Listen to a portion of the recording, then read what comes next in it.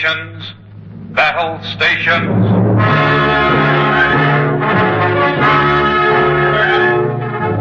The National Broadcasting Company's Department of Special Events, cooperating with the United States Navy, is presenting in a series of 4 programs a report to the people of the United States on the progress of its Navy in the war being fought in 5 oceans. Report titled Battle Stations.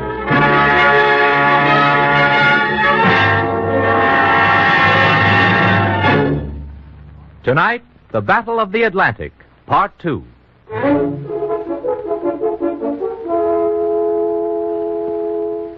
It's a familiar human failing for a futile challenger entering the ring for a return bout to tip his hand, to speak of new stratagems, of new powers. It rallies his supporters to confidence. This time it'll be different, he says. I got the champ figured out. I'll work in with my left hand inside his right hand lead, and I got a heavier punch this time. A paper hanger entered a war with much that same sort of a statement. In 1918 wurde Deutschland besiegt, weil das Unterseeboot versagte. Heute ist unsere U-Boot-Flotte mächtiger als je zuvor.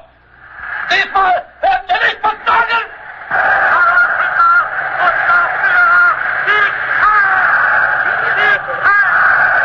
Germany was defeated in 1918 because of the failure of the U-boat. Today our U-boat fleet is powerful. We will not fail again. Right from the feed box, to mix the metaphor straight from the horse's mouth, and containing a high percentage of truth from a man never noted for his veracity. Germany defeated in 1918 because the U-boat failed. 25% true. Today, Germany's U-boat fleet is powerful. True. Germany will not fail again. We shall see.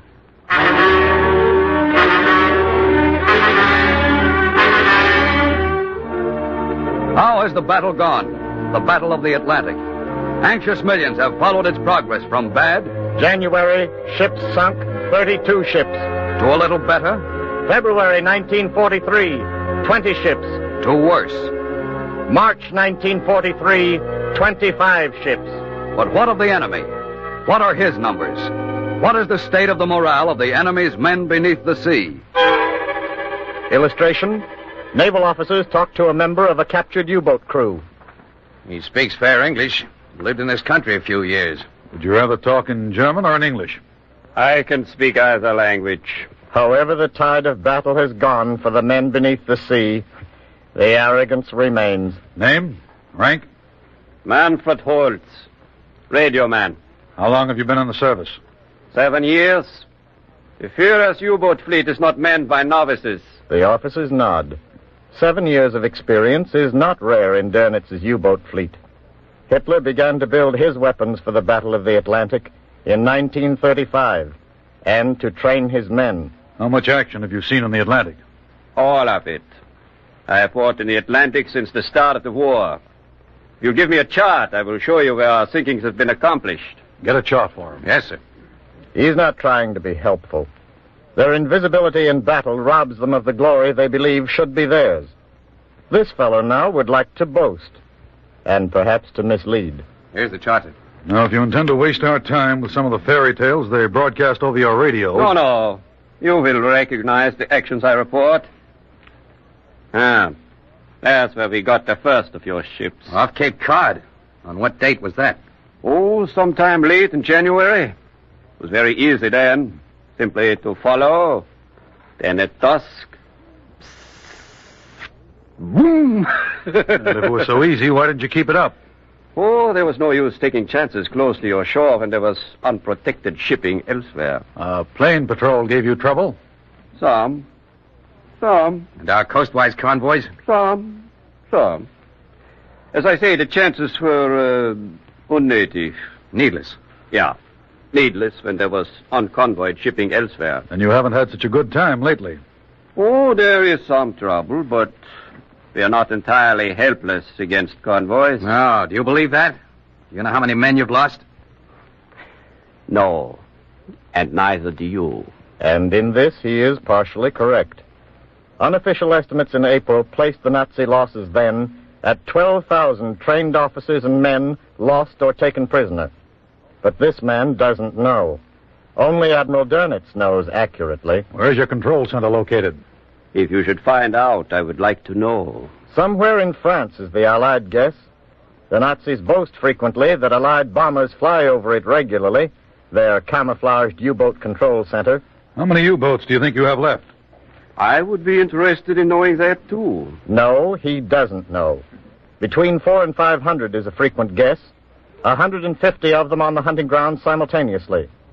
But what of this fellow's morale? Do you think you have a chance of winning the war? There's not the slightest doubt we shall.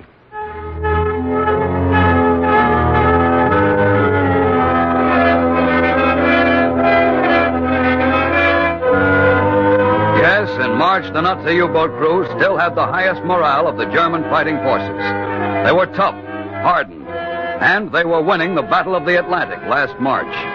This meant postponement of the dreaded Second Front in Europe, for it could not be launched until the steady flow of material of war across the Atlantic was assured. Yes, their morale was high in March, for in February, they had good news. This is Berlin calling, the overseas service of the Reichsrundfunkgesellschaft. Here's an important announcement from the Führer's headquarters. Vice Admiral Karl Dönitz has been appointed by the Führer to succeed Admiral Erich Raeder as Grand Admiral of the German Navy. Here's a recording of the historic pledge Grand Admiral Dönitz has made to our Führer. Die gesamte deutsche Kriegsmarine wird in Zukunft in den Dienst des unbeschränkten U-Boot-Krieges gestellt werden. The entire German Navy will henceforth be put into the service of inexorable U-boat warfare.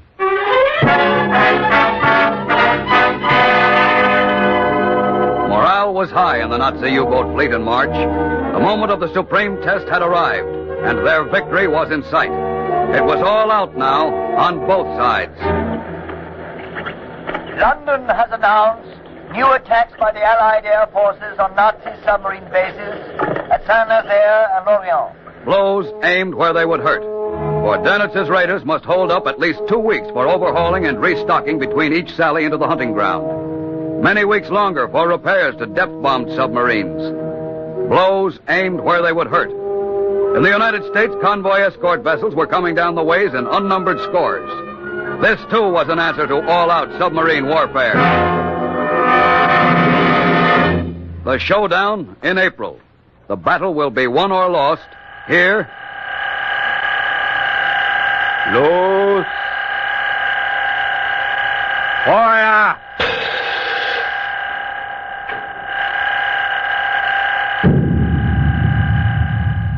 Or here.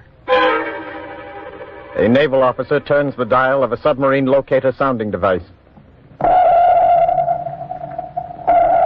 You've got one, sir. I got something. Bridge. Getting something on the sound detector. 500 yards broad on the starboard bow. Right. Progress is tearing the cloak of invisibility from the raiders beneath the sea. You are hearing first a tone sent out by the escort vessel, then that tone as it returns, reflected from the hull of a submarine. And the U-boat, lying beneath the surface, is like an ostrich, with its head buried in the sand. Set. Fire!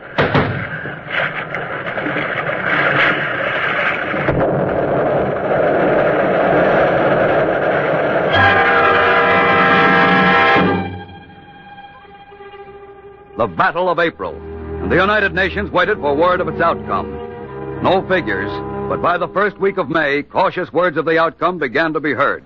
From Washington. A statement by Admiral Ernest J. King, United States Commander-in-Chief, an officer not noted for his optimism in the matter of U-boat warfare. The submarine menace is being dealt with. We expect to bring it under control now in 4 to 6 months' time. Then from London.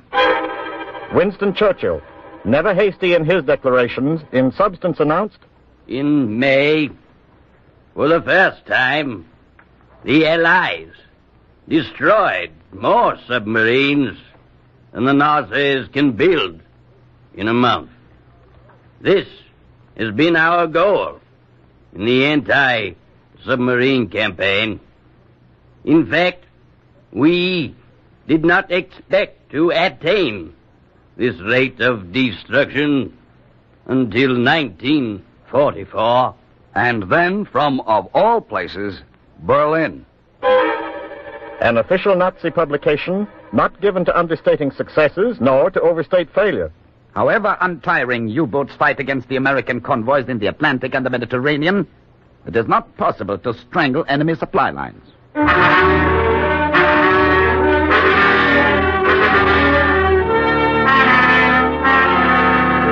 Who won the Battle of April? Losses in April, 14 ships. Much lower than March. The Battle of May? Losses in May, 9 ships. Lower still. June. How went the battle in June? A joint British-United States statement. June losses from submarine attack were the lowest since the United States entered the war. Fewer submarines are appearing in the Atlantic. They almost never attack the main convoys. But the sinkings of Axis submarines continue, substantial and satisfactory.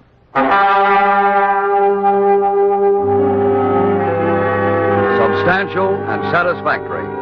How with Grand Admiral Dönitz's gastric ulcer? He had boasted that he knew all the answers.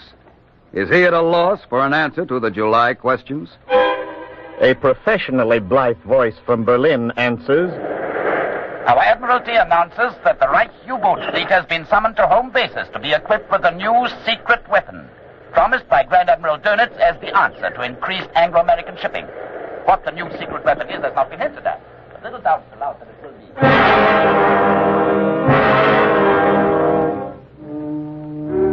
Secret weapon.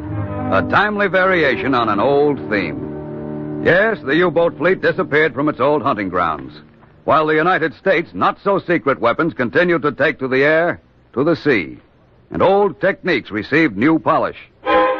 the weapons, DD, DE, SC, PBY, YP, PC, K2, the cutter, destroyers, destroyer escorts, sub-chasers, patrol planes, converted yachts, patrol ships, blimps.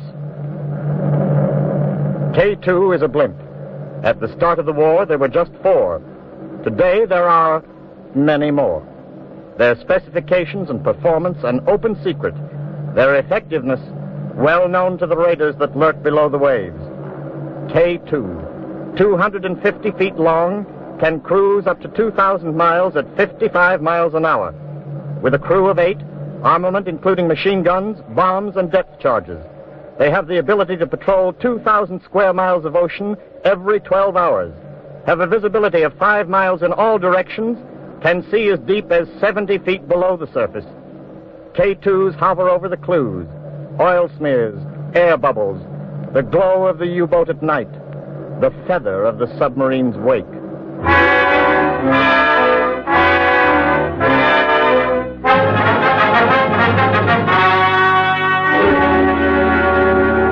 The K2s were there over the Atlantic as the battles of April, May, and June were fought.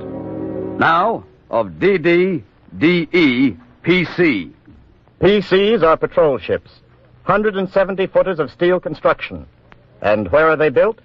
On the shores of the Great Lakes, along the New England coast and inland. These are the sub-chasers, direct in line of descent from the famous Cinderella boats of the First World War. PC has greater speed than its forebear, greater maneuverability, and its gun power is rapid fire. It's a match for any submarine in a duel.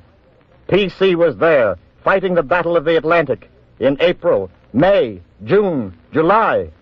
PC is there now.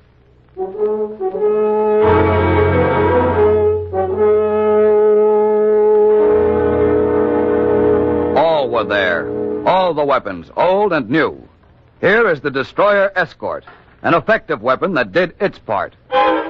Illustration? The USS Vigilant in bright daylight is patrolling her position in the convoy screen. The crew is alert, more so than usual. Okay, Joe, you can grab your sleep now. This your watch? Uh-huh. Had any excitement? 2 depth charge attacks. You didn't sleep through them, did you? No, I mean you had any excitement since then. Nah, but the skipper figures the U-boats are still around, waiting for a chance to slip inside the escort ring. Well, if they're gonna try, I got my special brand of hell ready for them. Get your sleep, Joe.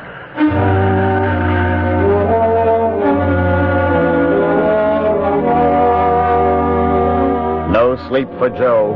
Not for a while. For the phone from Soundman to the bridge speaks. Contact, Captain. Broad on the starboard bow. Range 500 yards. How good is it? Very good. Pretty sure it's a submarine.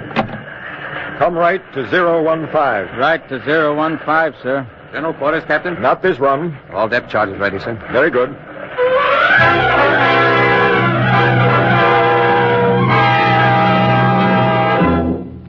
The engine room telegraph on the ship's bridge shows her going full speed. All hands are tense as she reaches the estimated point of dropping her ash cans. It's the skipper's judgment when and where to drop them. The sound man has been feeding him information as to the bearing and distance of the hidden submarine. Suddenly from the captain, Right full rudder. Right full rudder, sir. intently the skipper has his eyes glued on the stopwatch, watching that second hand closely. Stand by to drop depth charges. Drop one. One drop. The second hand moves a few points on his stopwatch. Fire throwers. Both throwers fire. Drop two. Two drop. Drop three. Three drop.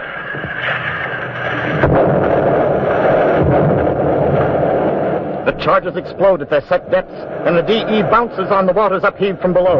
The men cling to railings and stanchions until the spray off the fantail has fallen, and the sea slowly recovers from the shock of explosions underwater.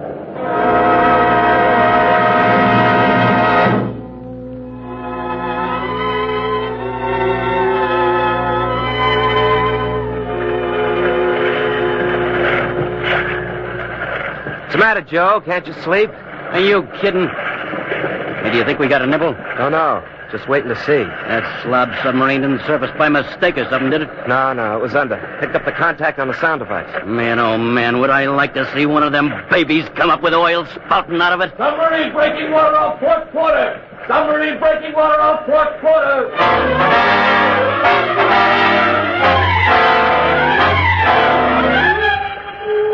Less than 600 yards away lies the long, gray hull of a Nazi U-boat, its decks awash. The skipper on the deck trains high-powered glasses on the quarry. Men coming from its conning tower. Think they're quitting, Captain? All deck guns open fire. Oh, so they want to fight, eh?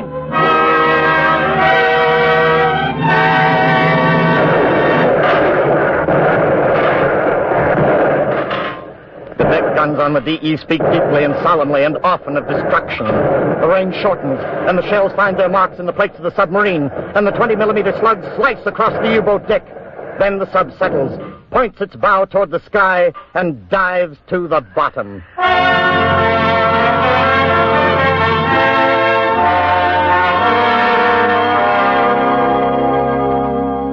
The new destroyer escorts, along with the valiant older types of ships, have struck their blows in the showdown fight. No, these are not secret weapons. Theirs are not cosmic punches. Workmanship, design, and the indefinable, the intangible, the uppercase X in the equation of power account for their successes. The uppercase X, what is it?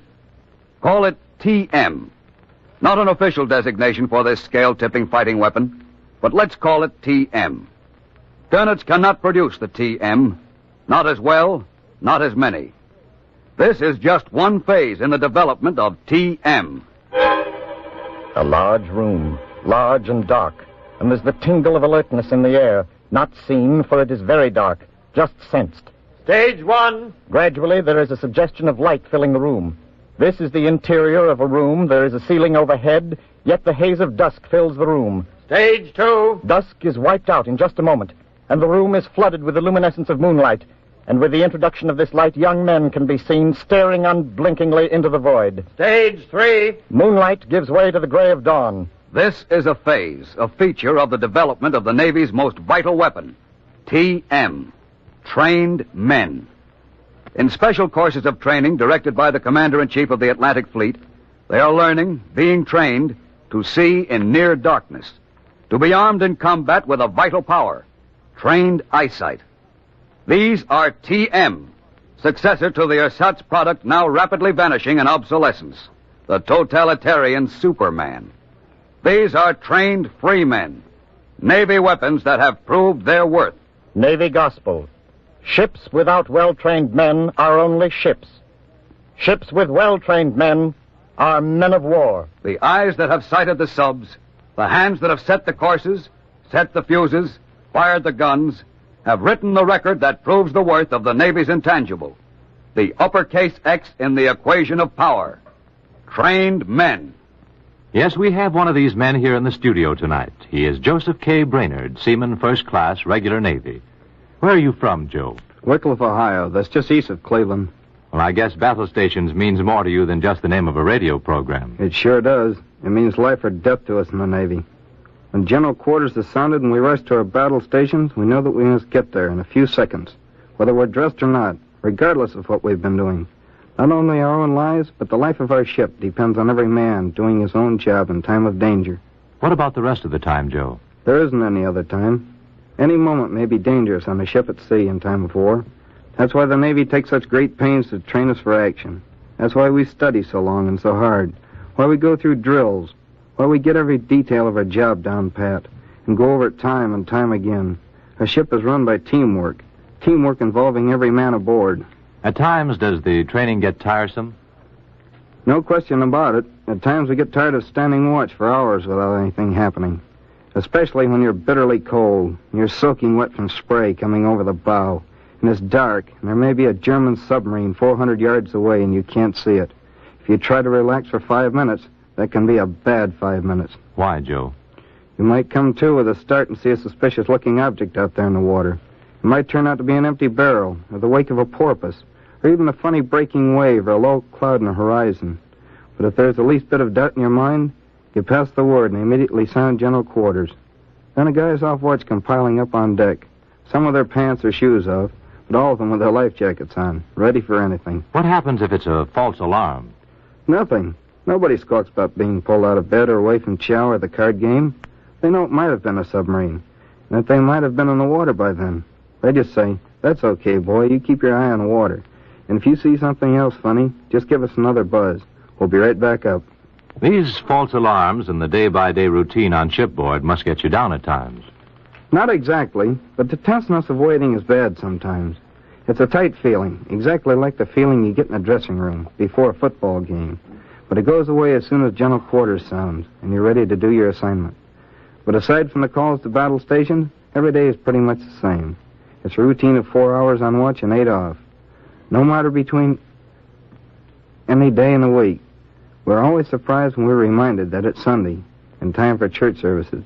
Maybe nothing will happen all day, but it's still important to be ready for anything. And your listeners are mighty glad that you are ready. Thank you, Seaman Joe Brainerd.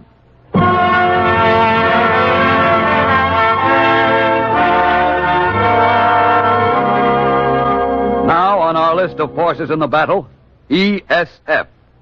ESF. No, not a surface ship, not a secret device, not a secret technique. ESF is the Eastern Sea Frontier, whose defense is controlled by closely integrated frontier units directing the fine science of U-boat detection, directing the task forces that smash the marauders. Somewhere on the Atlantic coast is located the headquarters of the Eastern Sea Frontier, one of the several sea frontiers doing equally valiant work in the Battle of the Atlantic. Hitler would sell what's left of his soul to have a man here even for a few minutes. For on the wall of the plotting room, a huge map of the Atlantic is dotted with small, numbered, colored shapes of celluloid that show at a glance the situation of every convoy, every ship, every patrol plane, every blimp that plies the waters of the Atlantic, and the location of every reported enemy U-boat. This is the nerve center. Seated at a long table facing the map, silent naval officers, each a specialist in his phase of U-boat eradication. It is only a matter of seconds that the report of a sighted sub is flashed by radio and telephoned to this center, and a matter of only a few seconds more for these silent men to dispatch planes and surface craft to the attack. This is the headquarters of the United States Navy's Eastern Sea Frontier, a vital, powerful force in the Battle of the Atlantic.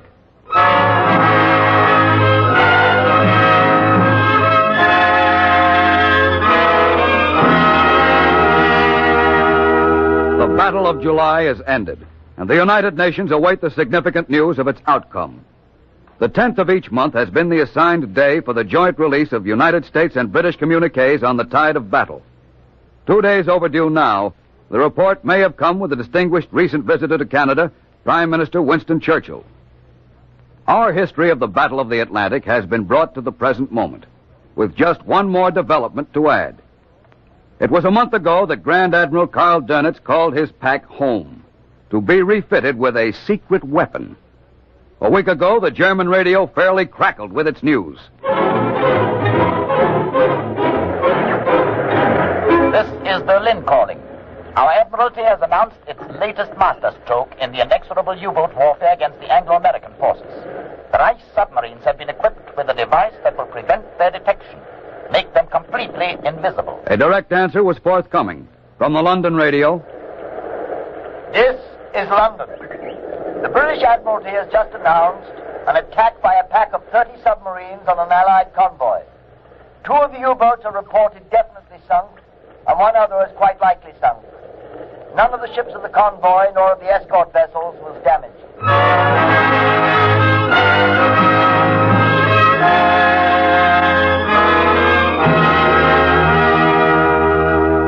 It will be for some future historian to record whether it will be the Allied navies or the Axis Naval Command who adds the final perfecting fillip that makes the Axis U-boat completely invisible. But the Battle of the Atlantic goes on. The final score has not been written. Final victory will take more ships, more planes. American workers in the factories have helped bring the battle to the present favorable turn. It is in the workers' power to help bring the final victory. Keep sending the weapons, America. Your Navy will put them to good use.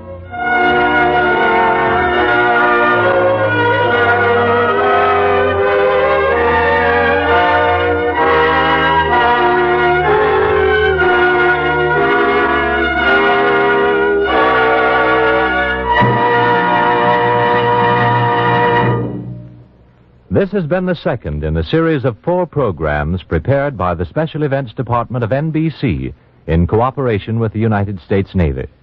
The script was written by Charles Gussman. The music was composed and scored by Leo Kempinski, and the orchestra directed by Joseph Stopak. The production was under the direction of Joseph Mansfield. Next Thursday at this time, Battle Stations tells the story of the development of the Navy's air arm, of the pioneering that has given the air arm its striking power, the first launching of an aircraft from ship deck, the first landing of an aircraft on ship's deck, pioneering with the catapult, with dive bombing, the first air crossing of the Atlantic. Next week on Battle Stations.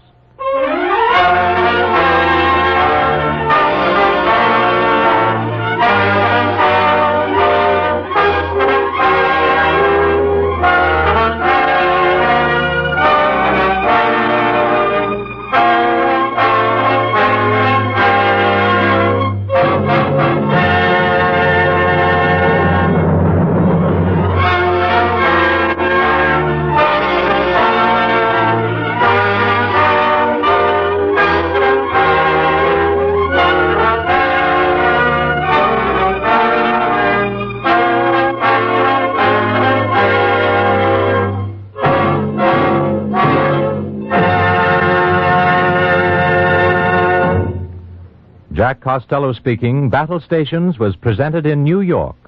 This is the National Broadcasting Company.